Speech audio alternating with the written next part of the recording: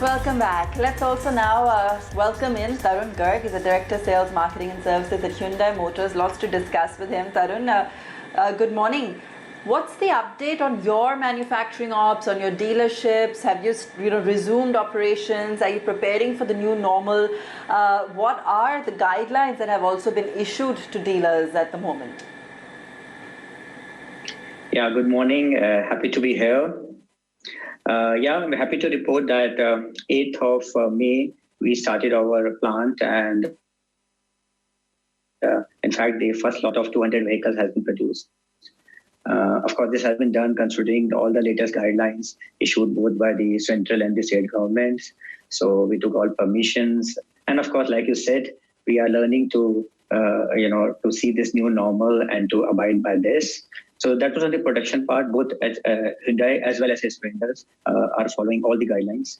Relating to dealerships, again, I think some kind of a movement has happened, and approximately 275 showrooms across the country have already started operations, and 346 workshops at the last count have also started operations, which is about 25 to 30% of the showrooms and workshops have opened. So I think we understand that it is very important for us to start the operations and get the economy on track. And as far as Hyundai is concerned, we are trying to do our best. Also, some kind of response has started coming in. We have received close to 1,200 customer bookings, which means that customers are showing an inclination to buy vehicles. We have also delivered more than 600 vehicles. So all in all, I think a beginning has been made. It's a very humble beginning, but I believe a very important one, because like I said, this is the new normal and we have to start living it and get adjusted to it. Okay. How many of, let's say, your showrooms or service centers have reopened? What's the status on deliveries? Are you seeing new bookings? Give us a sense of what's happening on ground. Yes, like I said, close to 275 showrooms across the country, both urban and rural areas have opened, and 346 workshops have also opened. And new customers are definitely coming in. Close to 10,000 customers have already inquired for new cars, across our showrooms, and 1,200 of them have already booked a car. These are new customers, who are wanting to buy now. So this is very, very important data. In terms of deliveries, 600 deliveries have happened. In fact, slightly more than 600. Of course, most of these deliveries are those customers who had booked before the lockdown, and they were just waiting for the lockdown to open. And as you know, that we had also launched our new car, the all-new Creta, and many of those customers were really waiting for their car. So they have started taking deliveries as well. So all in all, like I said, it's a humble beginning, but it's a very, very important beginning. Right.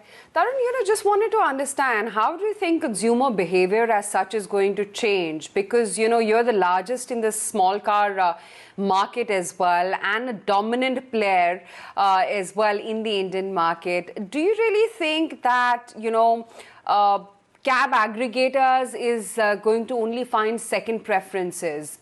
Are people going to be opting more for personal vehicles? Is that going to be the new trend? And if that were to be the case, given that you're such a large player in the Indian market, how much of the pie would you be able to cherish or eat into if that were to be the consumer preference? Look, that's a very important, I think, issue. And frankly speaking, there's something called logical, and also there's something called experience. If we see from experience, and we have only China to look towards, what we have seen there is that many customers who were earlier opting for shared mobility, now looking at the new, hygiene needs, sanitization needs, and they want safety. So they are opting more and more for personal mobility. So we feel that it makes sense, logical sense, and the same trend could happen in India as well. And it's too early to see the trends, but I can see that because Indian car penetration, if you see, is only about 27 per thousand, which means that there are a whole lot of customers, who would want to buy a car. There is a lot of potential out there. So maybe entry level, which probably was not seeing any kind of growth over the last couple of years, last 3-4 years, probably will start seeing the traction. So that is one part of it. The second part of it is that since customer wants his own space, so maybe he will also go for a subscription model. Now, how a subscription model is different from a regular, Ola Uber model is that in subscription model, you actually rent a car and it is for your own use. You are not sharing it with anybody. So probably that also probably could see much more traction. And from Hyundai, I can see that over the past few weeks, the inquiries for subscription model have started going up. So that is the second trend which could emerge. The third is in the pre-owned car space, very clearly, I think, and again, I can see from the last 1 week that many customers are now inquiring for pre-owned cars as well, because the whole idea is that they want personal mobility. They don't want to share the car space with anybody. And so I think all this put together augurs some kind of hope for the Indian auto, because we all know about the negative factors. We all know that the economy is going to struggle for some more time. We know that the customer sentiment is not good. We understand that there is a pressure on jobs. At the same time, if you see Hyundai, we are also trying to, see what else we can do. I don't know whether you have seen our assurance program, EMI assurance program, which we have launched basically to give that comfort to the customers. God forbid, just if they end up probably losing a job, then for 3 months on their behalf, Hyundai will be giving their EMI. So my point is that everybody has to play their part in the ecosystem, whether it is the OEMs, whether it is the financiers, whether it is the government.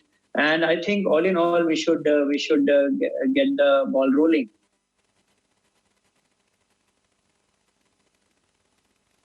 Okay, that's very interesting observation that you just gave us.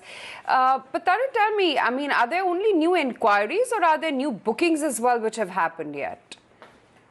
Like I mentioned, 1,200 bookings have happened.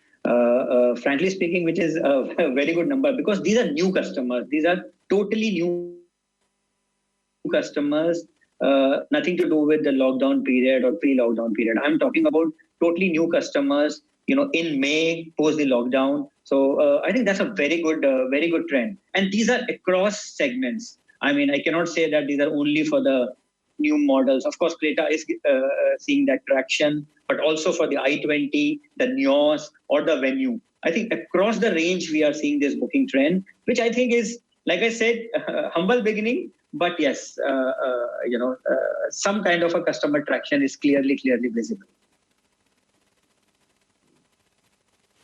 That's not bad at all, considering that, the first-time buyer market is about 40% size of the overall automobile pie. I would say that's a good account, considering the times that we are currently in. But tell me, as a strategy, how is it that you're going to tweak and try and gain maximum out of the new consumer patterns that are going to develop? Are you going to be focusing more on the mass segment, more affordable cars as opposed to sedans?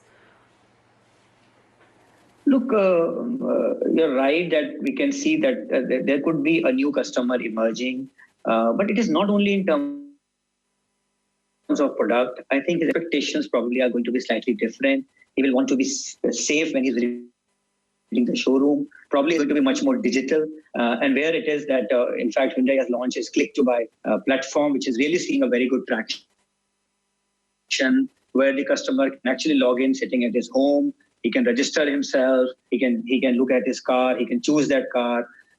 He can choose the exteriors, interiors. In fact, he can take help from a dealer sales consultant as well. And ultimately, he can actually take the delivery of the car at his home.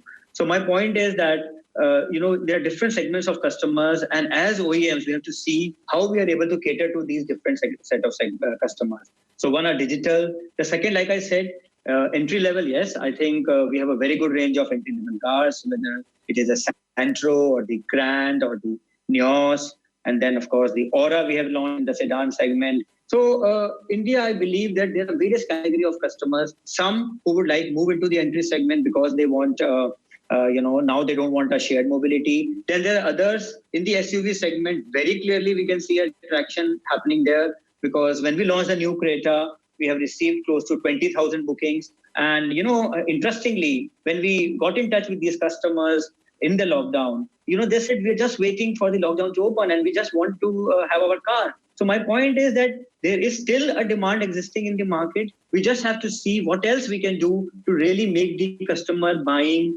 more easier. We understand that finance is very important. And if you would have seen that 2 days back, we have launched some five very interesting finance packages for the customers, where maybe they can start at a low EMI, but going forward, they can increase their EMI, or maybe they don't want to go do a very high down payment now, or they want a long 10-year loan, maybe 8 years. So the whole idea is to really give the customers options, to make his job easier, to reduce the anxiety. And, there is so much of uncertainty already existing. What we as OEMs can do to reduce that uncertainty and give the customers option is, I think, what we have to do.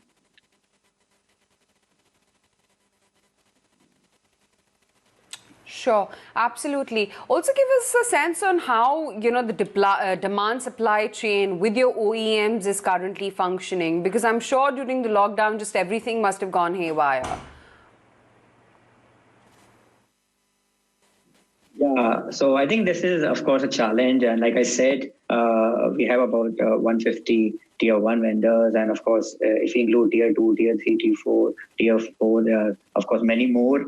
All of them are really, trying to really get used to this new normal, taking permissions from the respective state governments, and making sure that we get the supply chain back on track. So I think that is extremely important for all of us to really work together. But I believe that India as a country is very resilient, and I think we are very fast learners. So soon this will happen. On the dealer front also, we have a very detailed manual which we have shared with all our dealers, which takes into account everything, from the customer lounge, how the customer has to be welcomed, in terms of the test drive car, in terms of the display cars, how they have to be sanitized. So the whole idea is really looking at how the customer feels more and more safe, and how you're able to give him that kind of a comfortable environment in the showroom. So yes, it is something new, but like I said, I think we are very fast learners,